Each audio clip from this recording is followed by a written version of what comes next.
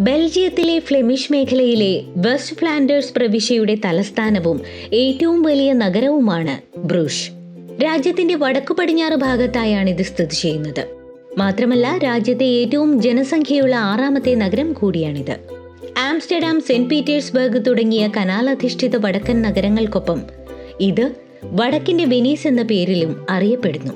കാര്യമായ സാമ്പത്തിക പ്രാധാന്യമുള്ള ഒരു കാലത്ത് ലോകത്തിലെ പ്രധാന വാണിജ്യ നഗരങ്ങളിൽ ഒന്നായിരുന്നു ഈ നഗരം. ബെൽജിയത്തിലെ ഒരു പ്രധാന വിനോദസഞ്ചാര കേന്ദ്രം കൂടിയാണ് ബ്രൂഷ്. യൂറോപ്യൻ പഠനത്തിനുള്ള യൂണിവേഴ്സിറ്റി ഇൻസ്റ്റിറ്റ്യൂട്ടായ കോളേജ് ഓഫ് യൂറോപ്പിന്റെ സീറ്റ് എന്ന നിലയിലും ഇതറിയപ്പെടുന്നു. ബ്രൂഷ് അതിന്റെ ലെയ്സ് എന്ന തുണിത്തരത്തിന് ഏറെ പേരുകേട്ടതാണ്.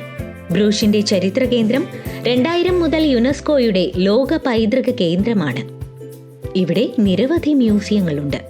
സമുദ്രത്തിന്റെ സാമീപ്യവും നഗരത്തിലെ ജലപാത ശൃംഖലയും നൂറ്റാണ്ടുകൾക്ക് മുൻപ് ബ്രൂഷിനെ ഒരു വ്യാപാര കേന്ദ്രമാക്കി മാറ്റി.